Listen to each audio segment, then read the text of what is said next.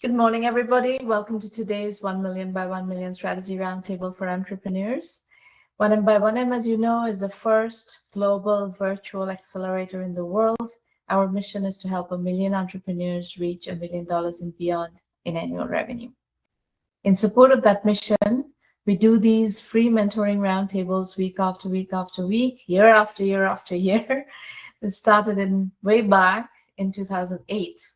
And now it's the 737th free mentoring roundtable session. We use the same format for our premium roundtables as well. They are private, members only. And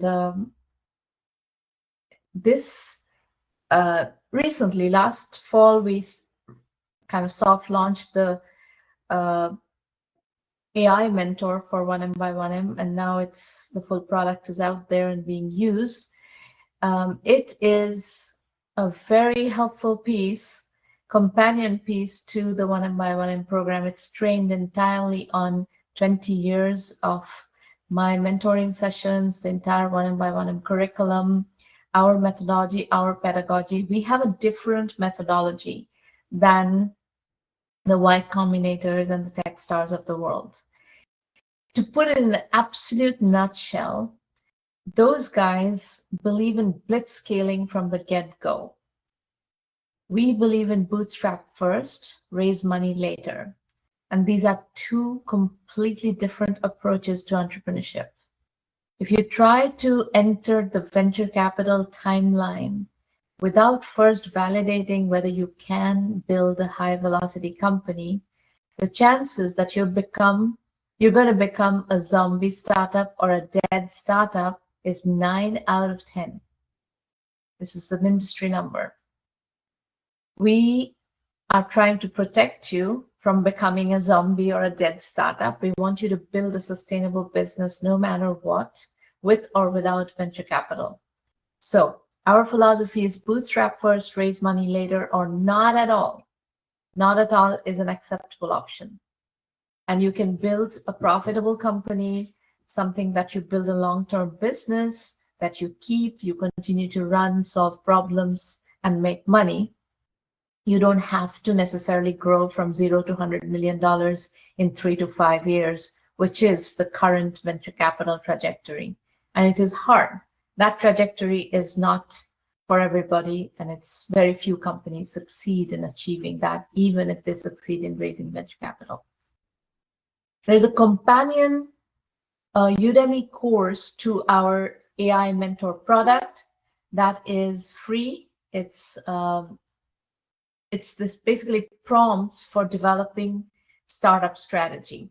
And what we've learned is that not everybody knows how to work with AI, and they don't really know what questions to ask. So we give you a battery of prompts with which to start talking to AI, to our AI mentor, and start getting into the rhythm of how to develop startup strategy.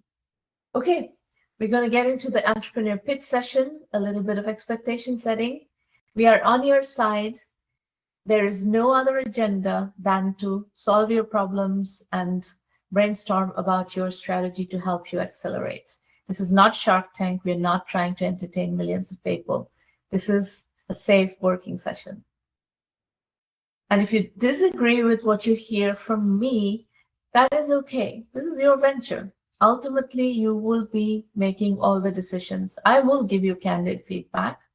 I'm known in the industry for giving completely candid feedback, whether you like it or not. But what you do with that is your prerogative. Okay, Voicera. Kevin, you are up first. Great. So just hop right in. All right. Well, Brian, so let me ask you a question. I've seen the name of the company before. Is this URL is it available? Voicera is the URL. Voicera.io is where our website exists. But yeah, we I mean, called Voicera before some time back, so I was just wondering if you were able to get the URL. Okay, well, carry on. Let's listen to your pitch. All right, sounds good. So we're Voicera. We're building the embedded AI data layer for trust and sincerity. So what you're about to see is that we're betting on one kind of specific idea. Every platform that captures human conversation today is only capturing half of it. So if you want to jump to the next slide. High stakes decisions are getting lost in transcription. 93% of communication is nonverbal. And most platforms only capture the words for sentiment analysis and things like that. So they can't see things like buyer hesitation. They can't hear tension in a voice. They can't read micro expressions of that signal kind of doubt about what someone's saying. So text only analysis captures what was said. It just misses how it was said. And how it was said is usually the part that matters the most, right? So this gap doesn't belong to just one industry. It could show up in a missed, like in a sales call where you're missing some sort of a reaction from the potential buyer. It could show up in a hiring interview, a witness statement, a conversation with a voice agent. So until now, no production grade API has delivered that signal to kind of other platforms. So if you can jump to the next slide. So before I go further, though, I want to be pretty precise about what we actually measure. Sincerity is the alignment between what a speaker expresses and what they appear to feel at that moment. So we capture that from tone of voice, facial expressions, body language, and then we fuse a single confidence weighted score that gives kind of a score back to the platform that we work with. What we don't do matters just as much, right? So we're not verifying whether a claim is actually factually true. We don't flag guilt or wrongdoing. We don't render a moral judgment on somebody. We score a signal, not people. So that distinction is pretty important. It isn't just semantics, right? It could be legal protection. It's ethical protection. It's also why we don't get lumped in with other fringe players in this space, because they're chasing kind of a very different adjacent category, right? Trying to do like a lie detector type thing, which is not what we're doing. If you can jump to the next slide. So what do we actually do? We have one pipeline, any modality, whether it's audio, video, or both. They come in through our API. Our AI processes each modality.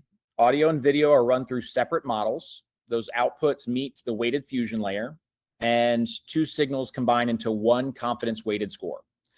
So what comes out the other side is a sincerity score timeline, a real-time API response, and an audit-ready dashboard. What matters most is that for a platform builder is that it's the same output, whether it downstream, no matter what the platform does, right? So whether we're flagging like risk in a deal, scoring credibility, giving another system context, or building an audit trail for moments that matter, we can do it in kind of sub 500 millisecond latency. And it just allows us to process things in a way that work for other platforms. Sorry, if you can jump to the next slide. So Kevin, in the interest of time, could you go to who you're building this for? Yeah, so we essentially work with other platforms, right? So any platform where a conversation matters, right? So like what the platform does, the vertical that platform serves doesn't matter to us, right? So what we're doing is we're selling to product owners, CTOs, platforms that are tracking calls. So think, it could be Gong, it could be you talk to any of these platforms? So we currently are working with we have not gone to Gong yet, right? So we've reached out to them, but we have not, we don't have any sort of relationship with them. We're currently working with a company by the name of Police Reports AI, which does basically helps agencies transcribe their police reports at the end of the day. And they have an investigator package where essentially they are transcribing live suspect, interrogations, witness testimonies, things like that. And our signal is embedded into that platform so that it's tracking people's response, not to say that they're lying or not lying, but to kind of give flags and signals of when their credibility is dipping. And then they've written code that kind of is listening. Okay, here's the question. Here was what the answer was. Credibility dropped based off of what Voicera says. So ask this question next, right? So it's kind of a way for an objective listener in the room to kind of add some additional context and questions. So we work with Police Reports AI. We're working with a company by the name of ID Privacy, which is in the automotive industry and does kind of their AI customer communications. So chat on the website, SMS. They also do phone agents. So we are embedded in their phone agents so that their AI telephone agents can actually understand the sincerity and credibility of the car buyer. And so it's working to help them shorten cycles between kind of first lead to showing up for test drives, better accuracy in the ROI, right? Somebody says they're coming by, but their sincerity was really low. And so they flag that as likely being at risk. How do you make money? I'm sorry? How do you make money?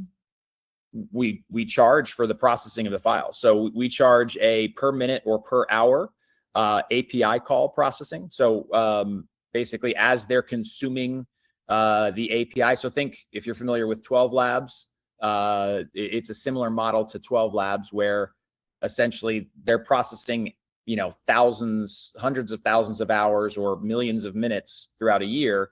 And we're getting basically a little piece of money every time they do that. Do you have a bottom-up TAM analysis somewhere? Have what? A bottom-up TAM analysis? So, if you go forward, I mean, we talk about our TAM. I mean, the TAM is pretty huge, right? So we have some pretty big focus on. I asked you something very specific. Do you have a bottom-up TAM analysis? Tell me what you mean by a bottom-up TAM analysis. Okay, so if you don't know what it means, that means you don't have it. It's something you need to learn how to do.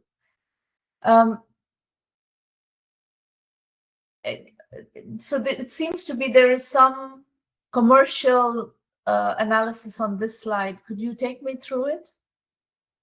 So we just finalized our revenue. So we were in pilots with both Police Reports and ID Privacy. So Police Reports just contracted with us. Basically, it's a consumption model where they're pre-agreeing to a certain amount of consumption that they're going to utilize throughout the year. And that's at a minimum basis. And then obviously, as they sign on more agencies that are using their product, that consumption will go up. And so we have a minimum that the contract would look at, which is essentially $99K over the course of 3 years. It has a likely landing point of about 140-ish K over the course of the 3 years, but the potential is essentially limitless. As they add on new agencies, that consumption continues to grow because we're embedded directly into their product. So anyway, they just signed the contract with us, and then we have an LOI from ID Privacy to contract with us. We're just working through the final commercials now. That would immediately get us embedded across 200 dealerships, car dealerships, rooftops across the U.S. And again, the likely annual contract value for that one is going to be between 150 and 175K. Okay. We are in the process of raising a pre-seed round to advance kind of the tech a little bit further. We need to continue to build out the models, and we're turning it from essentially, we want to transition it from a pipeline to a kind of true multimodal AI system that is self-learning and growing. And this, raise is about 1.5. We're targeting high net worth individuals. It's valuation $7 million, 20% discount. So I don't know what questions you might have. What? Entrepreneurs do not set valuation. Sorry? Entrepreneurs do not set valuation. In the world that I operate in, entrepreneurs do not set valuation. We're raising from high net worth individuals, and we have to tell them how much percentage they get for the money they give us. And so we're raising 1.5, and that's what we're valuing it at. Of course. How else would we figure out how much percentage they get for their money? Investors will tell you how much they're willing to pay, what kind of valuation they're willing to pay for it. And it looks to me like it's too high. The kind of cap you're expecting is too high.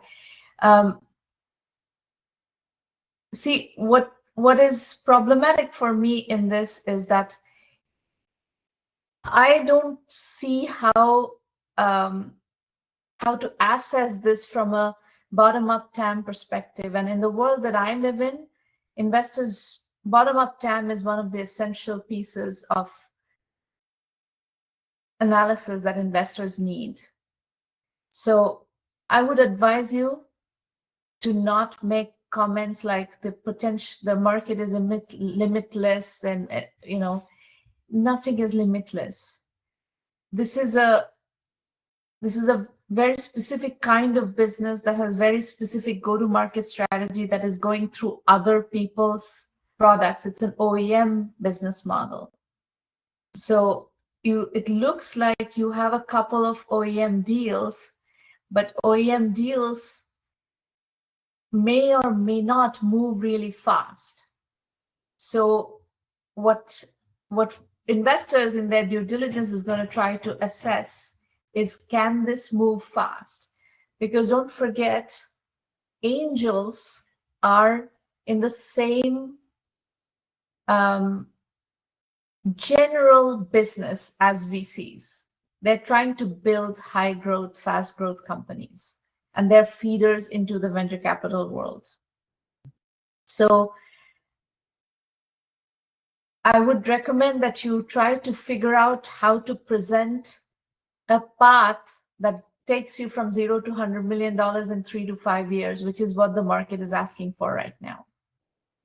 And you could say that the angels, high net worth individuals, are outside of that timeline, that VC timeline. But if you make that assumption, then this is a very high valuation cap that you are putting on the business. I don't think you'll be able to get that kind of valuation cap unless you can show already things are rolling. So yes, you have an LOI in hand, and you have... No, so we have a contract in hand with police reports for 3-year firm, and we have an LOI in hand for ID privacy. We did... Even if you have a contract in hand, OEM deals don't start translating into revenue right away. So I think that the question that everybody is going to ask you is, how fast is this revenue going to build up? And how do you go to $100 million in 5 to 7 years? What is your assumption? When do you need to raise money next? Because that's going to be a VC round. So when are you entering the VC timeline based on this assumption, this 1.5 million? End of Q1. End of Q1 of next year. End of Q1 of next year. So that's not a lot of time. Mm-hmm. So we basically launched to market with this go-to-market strategy. I've been here since December. Reorganized everything. What the company was doing before is separate from any where I come in. So this strategy has been rolled out. You're not the founder. You're an outside CEO who came into this business to run it. I'm a outside business officer. The CEO is still a part of the company, but essentially, yes, I came in and revamped everything the company was doing, changed it from we're trying to be a direct SaaS organization. We've revamped to be an API structure because we don't fit with just one vertical. We fit in, and now we have high target verticals that are going to be lucrative for us. What is your assessment on how quickly the revenue is going to start to come in?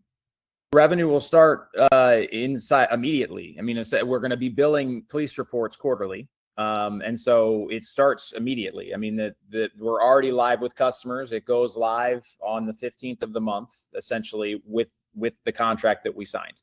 So that's when the meter gets turned on to start measuring it. Quarterly, they get a bill that says, here's how much consumption you have. What they've committed. based on the 20 to 25 agencies that are their current customers of policereports.ai, what do you think is going to be your revenue by the end of this year from this account? From this account, so they're committing to 20,000 hours a year is what they're committing to. So they're going to pay for 20,000 hours whether they use them or not. They're committing to 20,000 hours a year to get a certain per hour cost. The what consumption does that translate into revenue? I'm sorry? What does that translate into revenue? What is your per hour revenue? So for them, the per hour revenue is $1.50. So the minimum commitment over the course of, and it's theirs is structured a little bit differently. So they have a annual, we're doing an on-prem capability for them. So they're not connecting directly to the API. The model exists because they're working with police forces. We don't want to send interrogation transcripts through an API to us where we're capturing it. So we've taken our model. I'm trying to understand whether this business is going to start to generate significant revenue and high velocity revenue to signal to investors that you can raise another round. Yeah, I know. If you would let me finish a sentence before you provide feedback. I like your candid feedback, but what I'm trying to tell you is we have an annual platform fee that they are committed to with us, which is $18,000 a year. And then they have a consumption model on top of that where they've committed a minimum spend. This is not a huge contract, but this is our first contract that we struck. So we had to create a flexible kind of term for them. So it will land at a minimum of $99,000 over the course of 3 years, $33K a year. That's the absolute bare minimum that it will be. As it's consuming, the 20 to 25 agencies are projecting that it will consume at closer to 144K. The potential is they're adding on average, five agencies every quarter themselves as a business. So every agency that gets added continues to increase that consumption. So we have to model it out. It has to start actually doing it for us to come back and say, yes, here is exactly where it will be. We know for a fact, though, after trialing with us, they committed to a 3-year firm contract and a minimum of $99K spend over that course of that 3 years. ID privacy is going to be closer to $150 to $175 a year. And that's what they've signed an LOI. I know that means essentially nothing legally, but they've signed an LOI that they are going to contract with us. They've already been testing it with clients. We're live, and we are just working through the commercials of what that structured contract will look like. And that gets us immediately deployed to 200 dealerships. Do you want feedback? Yes, please. If I am looking at this as an investor, I would like to know how this company goes from 0 to $100 million in 3 to 5 years. And that's how the investment world operates. And I don't see that path here. In the presentation that you are making, that is not there. Now, that you have to create that, you have to think it through, you have to, and it has to be credible and defensible. That's my feedback. That's very fair. So we will encapsulate that. So 100 million, you're saying, in 3 to 5 years is the kind of story that you need to tell. Because what's happening in the industry right now is AI. They're trying to see how AI can accelerate, and there's a lot of companies that are accelerating really, really fast with whatever their business dynamics are, whatever market whatever product market fit they've created, their product-led growth. One of the issues that you're going to have in achieving velocity is that you have to go through OEM partnerships. OEM businesses don't scale. I mean, they could scale fast but you have to create those OEM partnerships, and that takes time. Yep. So you have to think through, how many OEM partnerships do you need to meet that trajectory, and at what time frame does that trajectory hockey stick? So that's where you need to do bottom-up TAM analysis. You need to really think through how this business gets built in a high-velocity manner, repeatable, high-velocity manner. And that's what investors invest in. There are a lot of stupid money out there. You may be able to get your hands on some stupid money. The chances are, if you get that money that invests in something that is not well thought through and that doesn't have repeatability and velocity thought through, you're going to end up as a zombie. Because you raise money now, you're going to get stuck in the next round. You're not going to raise your seed or Series A and so on, and you're going to get stuck. That's why it's better to think this through upfront, to know exactly how you're going to build a venture-funded business, a venture-scale business. And the definition of a successful venture capital-funded business is, at the moment, is 0 to 100 million in 3 to 5 years. It used to be 0 to 100 million in 5 to 7 years. But in the age of AI, that timeline has compressed. Okay? Okay, thank you. Okay, I do not see San, so I'm going to go to Tanuj.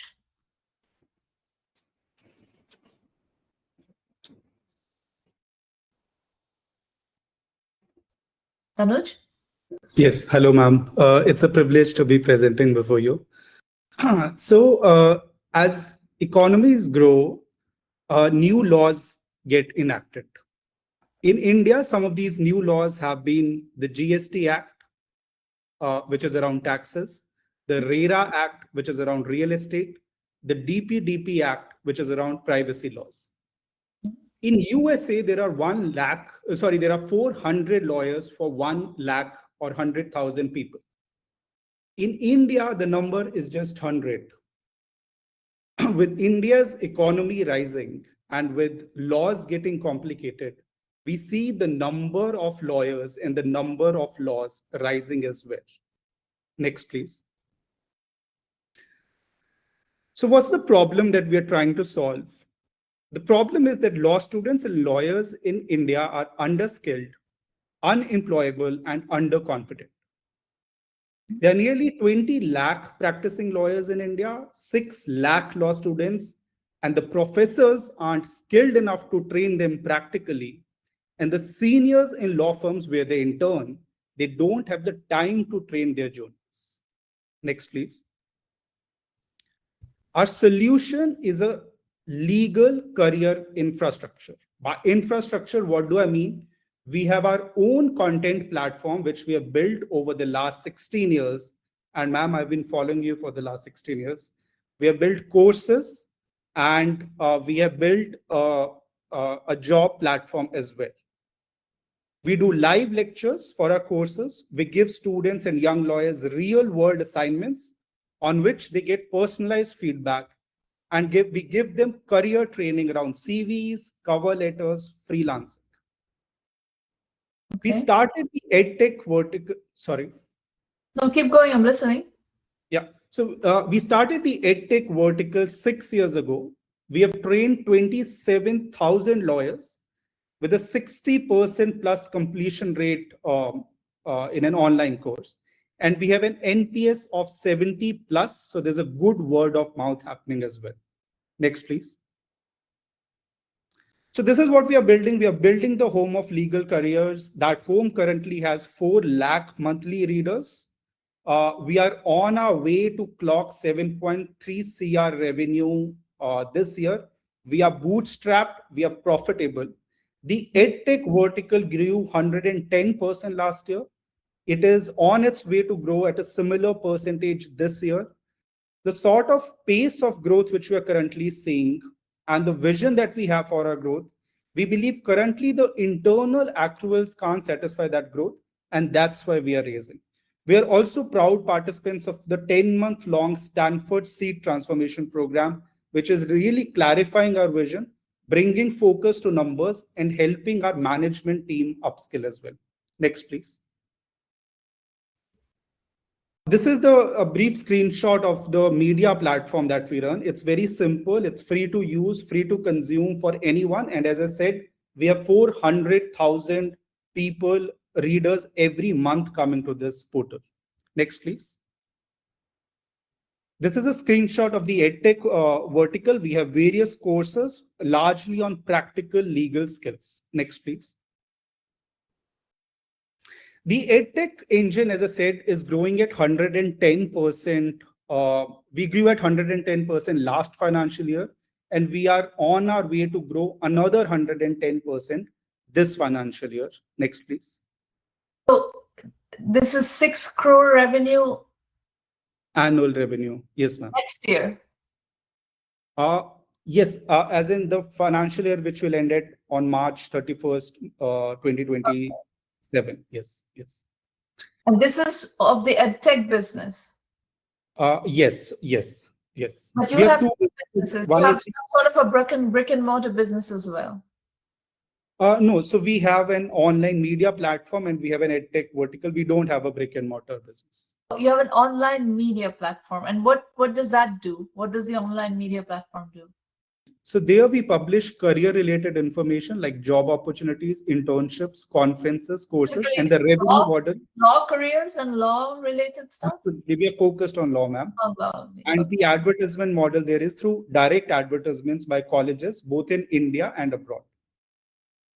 And I saw that your courses are like 24,000 rupees kind of denomination, yes?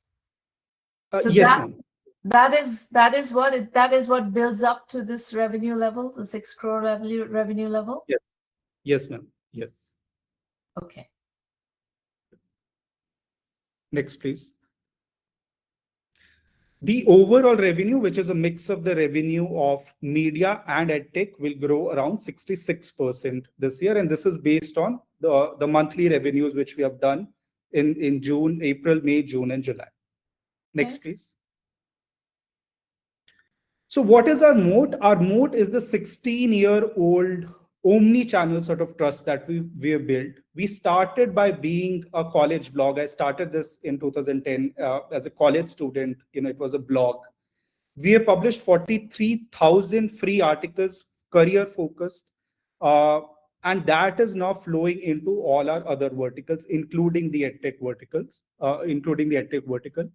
We also have 2 lakh email subscribers and a good social media presence, all of which is organically built. We've also the 3 times brand search volume versus our nearest competitor, which is Lossy. Next, please.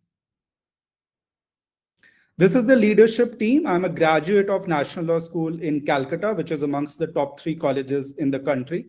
I've been published. My book has been published by LexisNexis, which is amongst the top legal publisher in the world.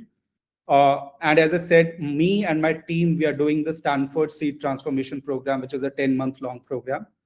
I have a CEO of the EdTech vertical. She was responsible to she generated nearly 1 crore in revenue through webinar sales last year. She's a business world legal 30 under 30, and a very good content person as well. My sales head of the media sales vertical, he has been ex-sales manager at Dainik Bhaskar. Dainik Bhaskar is probably the largest Hindi newspaper in India, and he has 2 decades of experience in sales. He has been responsible to generate nearly 4 crores in advertisement sales in the last 3 years. Next slide, please. So why now? Why am I raising money or thinking of raising money? One is that we have reached the S curve, the upwards slope of S curve. The Indian economy and the laws are maturing. I gave 3 examples: GST, RERA, DP Act. These are big laws. They're causing good shift in the country. We also believe that AI helps us personalize learning at scale, and we are doing experiments internally to embed AI into our courses, very much with human in loop. The Stanford Seed program, as well as the network. So I get access to the Stanford Seed network in Africa, in Southeast Asia very soon. So we are thinking after penetrating the Indian market for the next couple of years, there is good scope to expand in Africa and in Southeast Asia. Next, please. Laws are different though in different countries. Yes, ma'am. Having said that, so how a contract is drafted in India and how, let's say, a shareholders agreement is drafted in Africa or in Bangladesh, that's pretty similar. Law is a profession which has a world level sort of an application. So there are many common law countries where the structure of the laws are also very similar. So we want to grow to 100 crores in the next 5 years. This is what our trajectory will look like. I've got a detailed plan, but the slide is not there, on how we intend to reach 100 crores in 5 years. And to do that, I'm raising 1.5 CR. I've already taken the feedback in the previous presentation that we should not be disclosing the valuation. So I'll remove some of these numbers. But this is the ask, and largely I would need these funds. One is for leadership hiring. Secondly, for marketing, we are seeing healthy ROAS thanks to a good brand recall value that we have, and 20% of it would be in new products and in integration of AI as well. And you were saying that you want to raise 1.5 crore. Is this the only money you need to raise to get to 100 crore, or are you looking at additional rounds?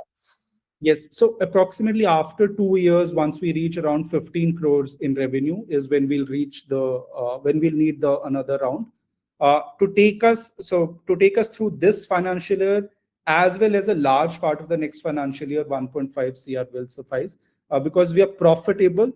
Though because we are growing fast, we've had to spend a lot in marketing, in hiring as well. We are still profitable, but we will need some of this money to be safe and to hire some of the people in the leadership team. So, and you're based in Calcutta? Ma'am, I'm personally based out of Chandigarh. Chandigarh. Yes. And we are 100% remote company. Okay. So yes. The issue is 100 crore in 5 to 7. This is 7 years. 100 crores in 7 years is not attractive to VCs. 100 million in 3 to 5 years is the current VC ask from a trajectory point of view, and they're only investing in AI native companies. The venture market right now is absolutely obsessed with AI native companies and extremely fast growth. Now, there is a group of VCs that do not have access to deals that grow at that kind of pace. The problem I see is that if you go with something like that, and then you get stuck in this VC expectation, but you cannot deliver that kind of speed, that kind of velocity, you're going to end up as a zombie. And there's a zombie epidemic in the startup world right now. India is full of zombies because, India's venture capital industry is not that old. It's only from about 2009, 2010 that this business really started to happen. It started really kind of hitting its stride around the 2015-16 timeframe. So it's about 10 years that the venture capital industry in India is really operating. And there are a lot of VCs in India who do not really have a lot of experience, and they have invested in companies that have not grown at a very high pace. And those companies can neither raise money because they don't have velocity to raise another round, nor can they exit. So they're kind of stuck in this no man's land. And the advantage you have right now is that you have ownership. You are the 100% owner of this company. So in a situation like this, the chances of this company growing at a $0 to $100 million in 3 to 5 year pace is very low, I think. So, but you need some capital. So, but you have a balance sheet, you have a P&L, you have 6 crore 2027 revenue in the edtech business, plus you have 4 crore in media, you say? So ma'am, 6 crores is in financial year 27, where I put 8.1 CR. So that was 6 crores in edtech and 2.1 in media. This year we have ended with overall 4.16 CR. Okay. So nonetheless, you have for all practical purposes, the 2027 number is 8 crores. Yes, ma'am. What is your bank relationship? There No, are the bank. there are two kinds of paths that you should pursue. There are SME fintech lenders out there, and we know some of them. And then there are banks that they will lend you some money. If you need some capital from outside to grow, that doesn't dilute your capital, that doesn't put impractical expectations on your venture to grow at a pace that you cannot sustain. So it seems to me that the right way to do this is going to be you have a 16-year track record of running a profitable business and you're doing 8 crore in revenue. Either the SME fintech lenders or the banks are going to lend you some money. Right. Okay. Yes. This is not a venture. This is not a venture capital funding situation, is my assessment. Right, ma'am. Right. Okay. There you go. I advise you to raise debt. Yes, ma'am. And I think you have your second question. Let me answer your second question about diversifying. Why don't you just first execute really heavily? It sounds like you can grow this business substantially. You've already got validation, you've already got reputation, you've already got, the hang of this business. There is repeatability in this business. So, okay, maybe you will grow a little bit slower than getting to 100 crore in 5 years with debt capital, but maybe not. But at the minimum, you're going to get to 50 crores in a reasonable time frame with 100% ownership in the company. It gives you a lot more options. My recommendation would be to not kind of defocus yourselves into this other line of business that is not proven, not validated. You're very interested, pursue your interest another way, but stay focused on the business that you have already validated and you have built a nice, sustainable business. There is no risk of you going out of business or failing at the moment. You have a business. So just keep building the business and keep full ownership of it. And I think my guess is by kind of tweaking and tightening up your strategy, you can probably get to 100 crore in 5-7 years. It's probably doable. So I'll be happy to advise you. If you want to be in the program and work with me directly, I would be happy to advise you on the specifics of where to tweak and so forth. But I think this is not a good point to raise equity and not pursue venture capital for sure. Now, if you have somebody in your family or somebody close who wants to bet on you and wants to put in 1.5 crore, you can take that money and give him or her a percentage of equity and bring that in with the understanding that this company is going to be built long term. This is not being set up for a quick exit or things like that. Yep. Okay, so don't go after venture capital. This is not a venture capital style company. And edtech without AI with AI non-native edtech right now in India is out of favor. True, ma'am. Okay, let me explain how to use 1M by1M, and then I'll be happy to take more questions if anybody has questions. So 1M by1M, as you know, is completely virtual. It's 1Mby1M.com where you find everything. You'll find the AI mentor accessible through 1M by1M website as well as through Delphi. And that standalone is $30 a month. The premium program gives you access to this kind of project-based consulting, coaching, mentoring in the private roundtables that happens every week.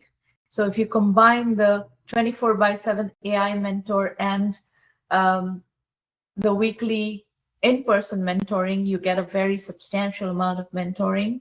Investor introductions are part of this premium program. Curriculum is part of the program. AI Mentor is part of the program. So the premium program is $1,000 annual membership fee. Basic is curriculum and AI Mentor only. And that's $99 a month. So go to the website, look at the various options and see how you want to engage with 1M, and I'll be happy to work with you. We have 3 more roundtables coming up. So we will in August, and then pretty much September, October, we have roundtables most weeks. Other than that, if you have questions after this program, Irina Patterson is your contact, irina@1mby1m.com. Does anybody else have any questions? Anuj, do you have any other question? I'm not for now, but thanks a lot for your feedback. Very welcome. Good job. You've done a very nice job of building a business. And that's what this is all about, is building businesses. Thank you. All right, folks, that's it for today then. See you soon. Bye.